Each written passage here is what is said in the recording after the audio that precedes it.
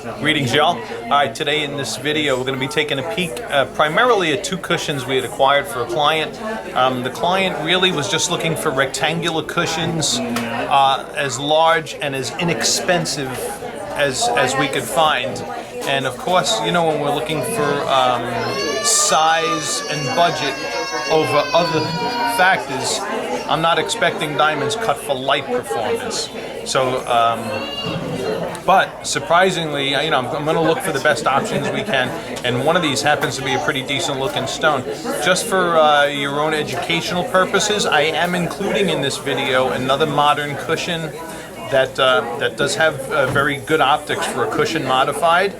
170 HSI1 that's here. I'm also including a Brellia cushion, which is an ideal square cushion. I know it's square, you want rectangular. And I'm also including a rectangular shaped August vintage cushion.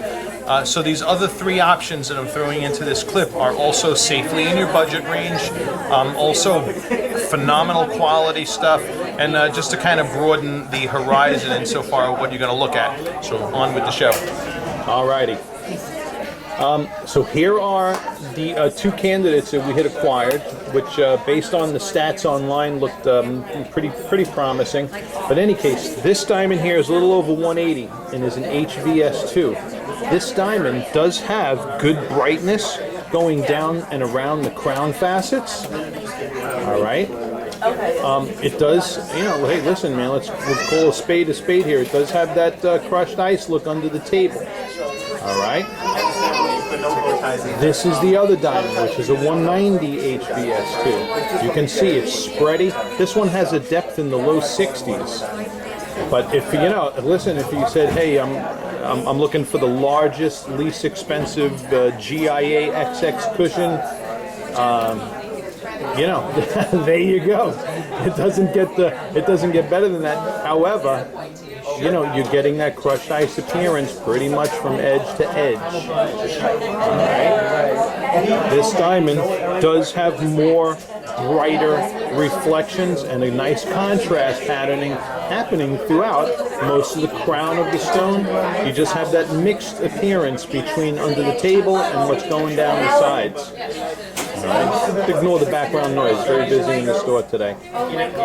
Okay, so those are those two, and we're looking at brightness and contrast. Now this next diamond here that I'm introducing, this is a cushion, another cushion modified in our inventory. It's a 170 something HSI1, and there's a cutting facility putting these out where, you know, half of them are pretty decent, the other half aren't so decent, but you got a good amount of bright reflections happening throughout the stone. It's also fairly rectangular, maybe a little more rectangular than it is square, and has some good bright reflections happening under the table as well.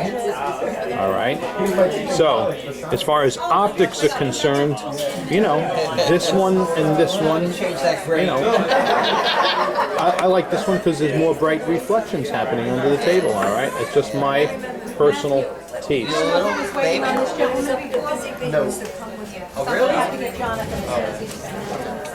Okay, now moving on. This next diamond is a Brellia cushion hearts and arrows. It is one of the only cushions that has AGS ideal light performance.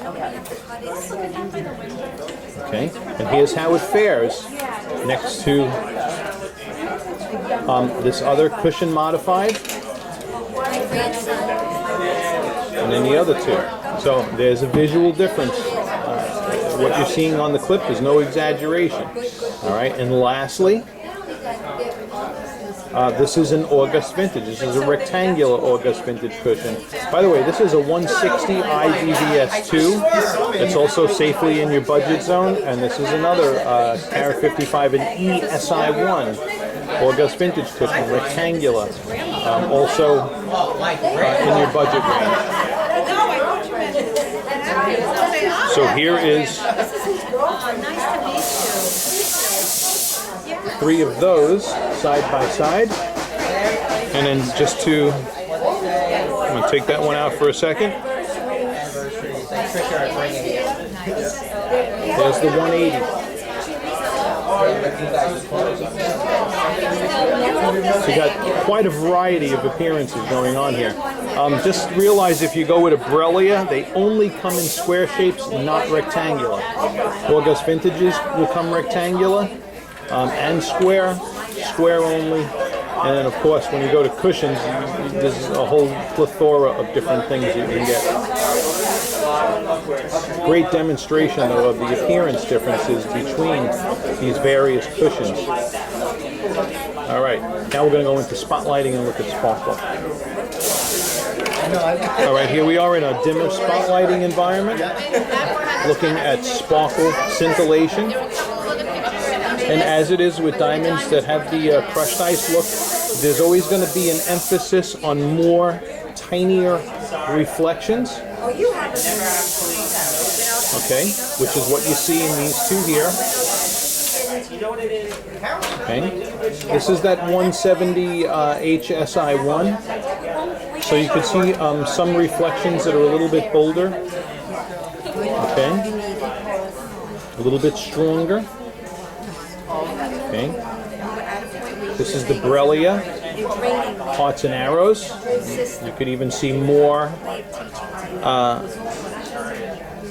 a little bit, larger reflections going on in that as well. Okay, and then an August Vintage cushion. Ba-boom. Okay. I'll take you into stronger spotlighting. Okay. By the way, as you can see, I inverted the positions of the 190 and the one that was a little over 180. Okay. So in the 190, you can see again that predominant crushed ice appearance from edge to edge.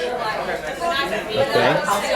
Emphasis on many tinier or lots of teeny tiny reflections. Okay. You can see the bolder now reflections happening around the crown facets of this one here. And when we were looking at this diamond in diffuse light, we saw notable brighter areas around the crown angles, starting from the edge of the table going down to the girdle. And in this part of the video, you can see stronger fire happening in that region down the crown as well. Okay, so between these two diamonds, hands down, this one is the more visually stunning stone. This one here, you're getting spread. So if you like that appearance, this diamond looks bigger. This is the biggest looking stone. It's a 190. It looks like it's over 2 carats. And so each diamond has its things, its pluses and minuses. Okay. Here is that 170 HSI1, showing good fire under the table and down the crown angles as well. Whereas there you got that crushed ice going on under the table. Borrelia. Okay. And you could, this is a good demonstration of why I want to tell you something that I want to schedule for next Saturday with all this video stuff. I want him to do it at home. I don't even want him. And then, lastly, the August Vintage cushion. This is nonsense.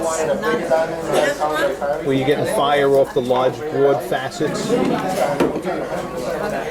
The scintillation is slower on that, but the reflection is larger. So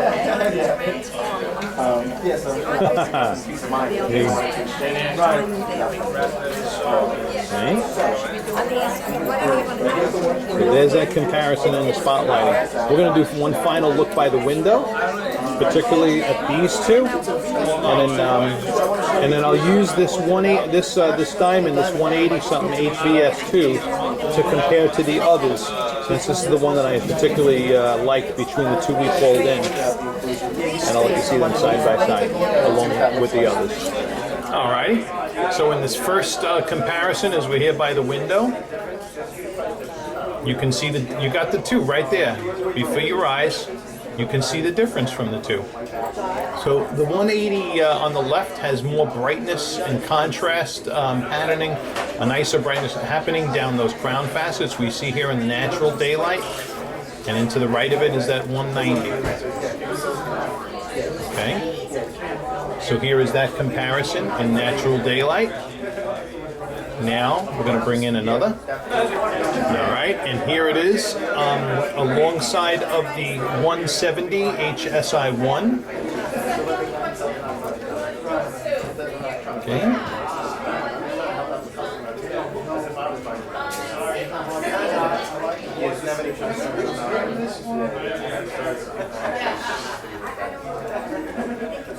All right.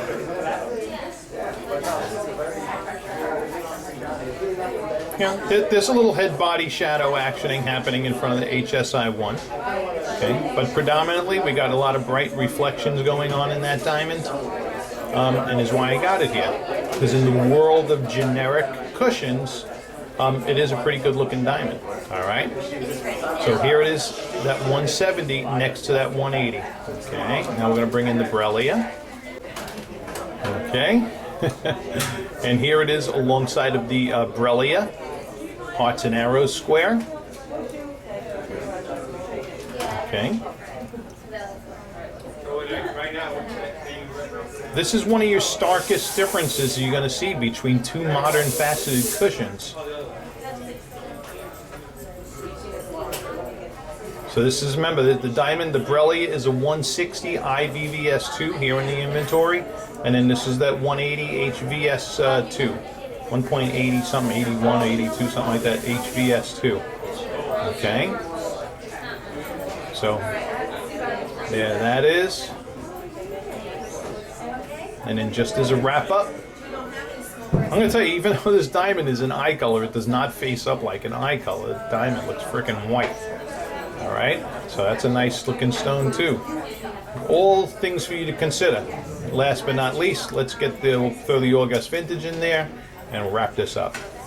All right. Now this comparison, now these two diamonds are the exact antithesis of each other, because an August vintage cushion is a vintage. It emphasizes, is cut for bold, broad facet reflection, versus modern faceted cushion, which is, like I said, the exact antithesis, many teeny tiny reflections. All right, and this August vintage cushion, it's AGS ideal all down the line with polish, symmetry, proportions, and light performance. Right, so this and the Borrelia are your only two AGS ideal as far as light performance goes, and with cut. All right, and I think I mentioned this is a 155 ESI1, and as you can see, there's no tremendous size difference from this particular one to the one on the left, although the one on the left does have a wider belly on it. But two nice rectangular stones, and that wraps this video up. So think about it, unless you want to show your fiance and let her in on all this business you're going on with here. You know, nothing like having the lady pick it out herself. But if you think you know her taste, then you go for it, man. If you got any questions, I'll be here ready to answer for you. And thank you for having us help you.